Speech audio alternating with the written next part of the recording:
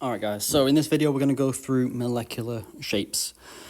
This can get a little bit tricky and you'll see there's quite a lot of information on the page, there's quite a lot here that we do need to understand. But I do have a shorter method that we're going to be using throughout the video that should hopefully make your lives a bit easier. Let me go through some of the basics first and then I'll take you through it step by step. So for molecular shape, we need to use something called electron pair repulsion theory, which is essentially how do molecules and compounds arrange themselves so that they can minimize the amount they repel from each other.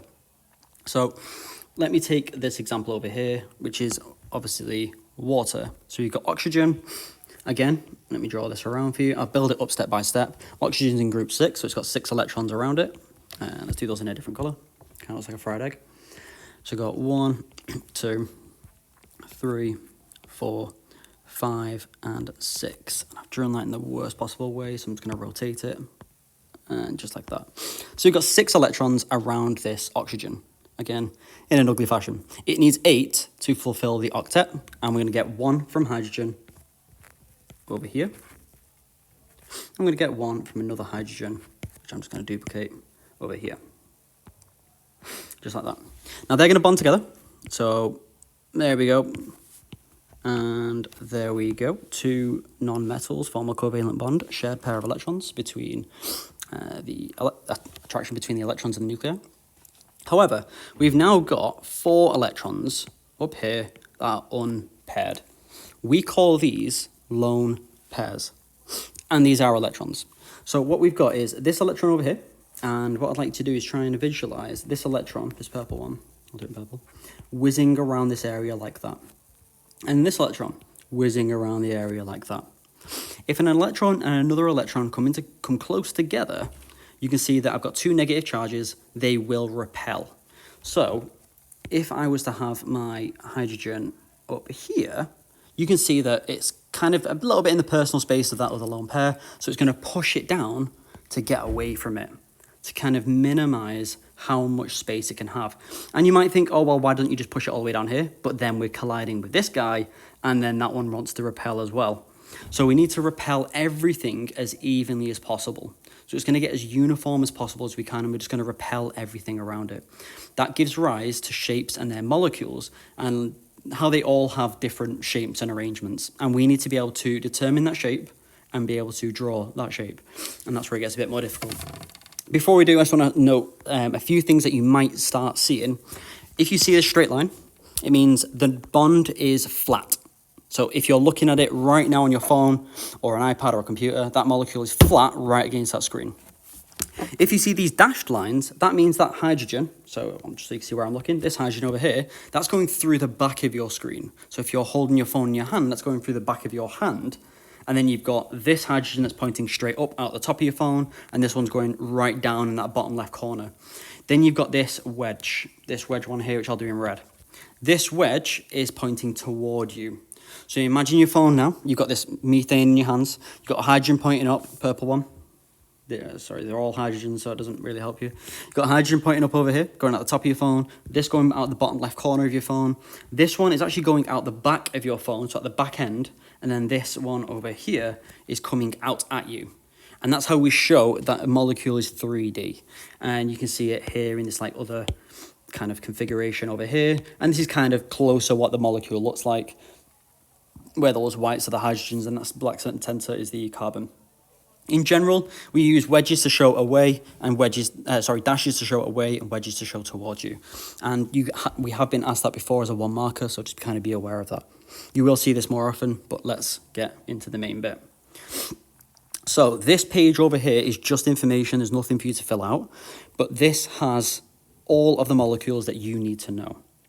I will go through them, so don't worry too much. Now, I've got a better way of showing them you, and I think it's better for me to talk you through that PowerPoint that I've made for you than talk you through this page, which is kind of flat and doesn't really help. So let's go to our PowerPoint. I'm going to go back to the start, which is over here. It's this way. And we're looking at a central atom with 2 electron pairs. We're going to be looking at molecules that have from 2 to 6 electron pairs around them. That's the things or bonding regions and lone pairs. So when we talk about electron pairs, we're talking about 2 electrons around that point. If you look at beryllium chloride, you can see the beryllium's got a covalent bond to the left and a covalent bond to the right. That's 2 electron pairs. To minimize that repulsion, linear is the shape, like a straight line. The bond angle is 180 degrees, and that's just there for your information. But this is what it looks like. So we've got a beryllium molecule, it looks like that, and you can see it just spinning around there. We have central atoms with 3 electron pairs. So this is when we have 3 things around it. And it looks a bit more like this. So beryllium, boron tetrafluoride. And it looks like that. You can see 3 lines over there. So those 3 lines means it's flat on the page.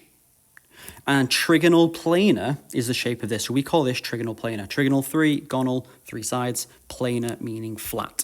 And it's got a bond angle of 120. So if I rotate that, you can see it's flat. Let's go over. Now we're going to move on to 4 electron pairs. We've got quite a lot for this, but this is the most important one. This is the main one. We have 4 electron pairs. We have 4 bonding pairs, 4 bonding regions. All kind of like the same terminology here. We've got 4 things bonded to carbon. So they're going to repel each other, not 90 degrees, but at 109.5 degrees. So you might have expected it to look like kind of like a flat square type thing. It doesn't do that. It can repel further because it's 3D space. And it's going to look a little bit like this guy.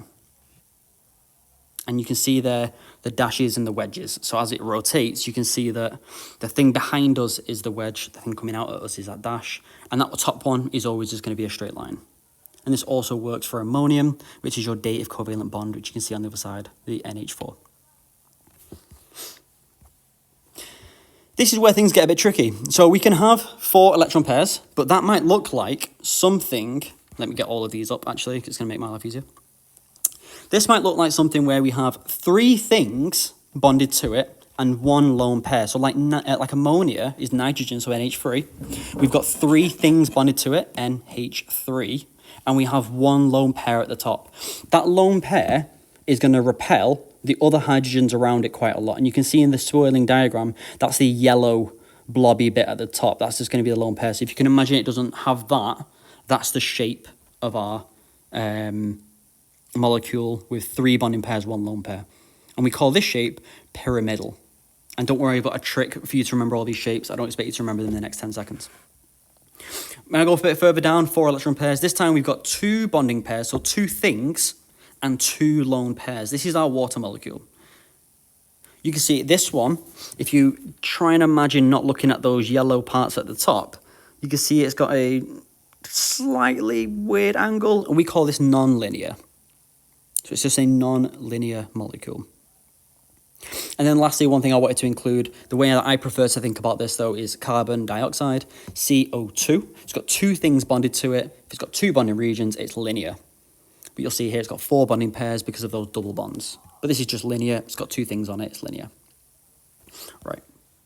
This one's new, so we don't see this one on the year-level spec, and it's never come up on the previous course, which is the previous BTEC course, so this is quite a new one for us, but this one's really simple. If you've got 5 things bonded to it, so your phosphorus pentachloride, this is probably the only example they're going to give you, we have 5 bonding regions.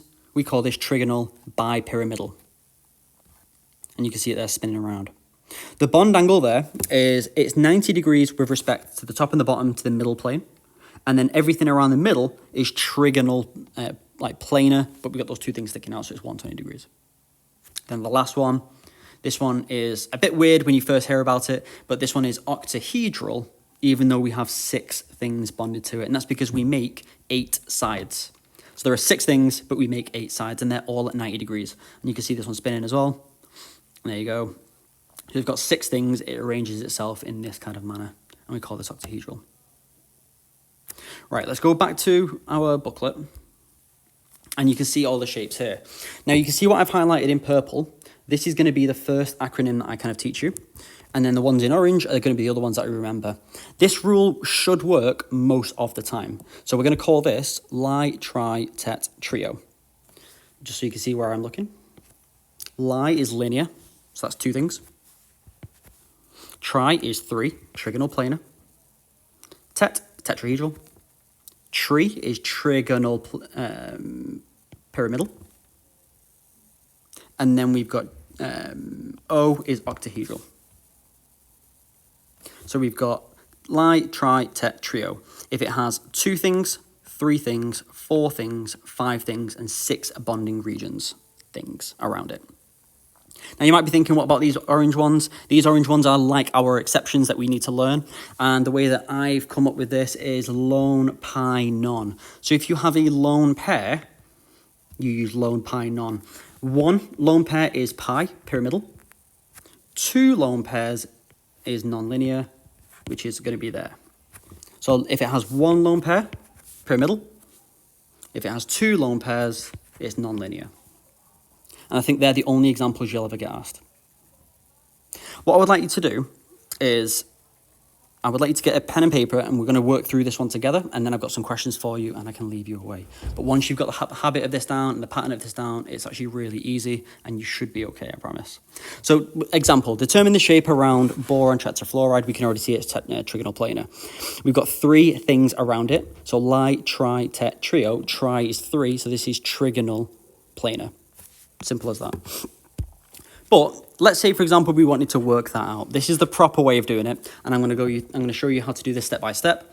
If you can just use the acronym, that should work for you most of the time, but if you want to know how to use it properly, this will work for you every single time. We need to add up the number of electrons that each bonded atom brings. So we've got NH3. N is in group 5, we've got 3 electrons around there, so we have 8 electrons. We're going to divide that by 2. So 8 divided by 2 is 4. So we've got 4 bonding pairs. Deduce the number of bonding pairs and lone pairs. So we've got NH3. It means it's bonded to 3 things. So I'm going to draw my nitrogen here. I'm going to go 1, 2, and 3. Don't worry about the dashes and wedges here. I've got 3 things bonded around it, but I've got 4 bonding pairs, which means one of those must be a lone pair. I have 1 lone pair, which means I use lone, pi, non. This means that is pyramidal. So this is pyramidal. And that's how that method works.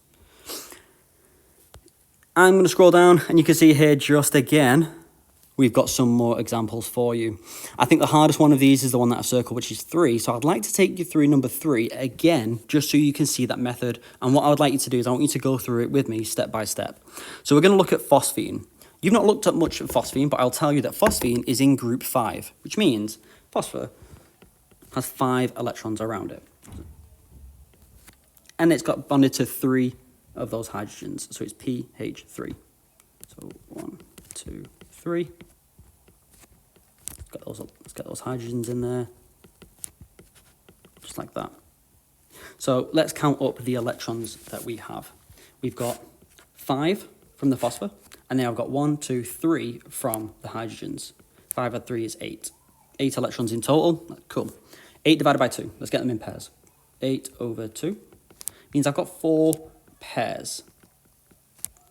Now, how many of those pairs are bonding? 1, 2, 3. So I have 3 bonding pairs and 1 lone pair. That means I've got 1 lone pair that is lone, pi, non. That must mean it's pyramidal, and that is E. And that's how we're going to work those out. So I'm going to zoom out here so I can give you a bit of space, and I would like you to complete these questions for me now. Thank you.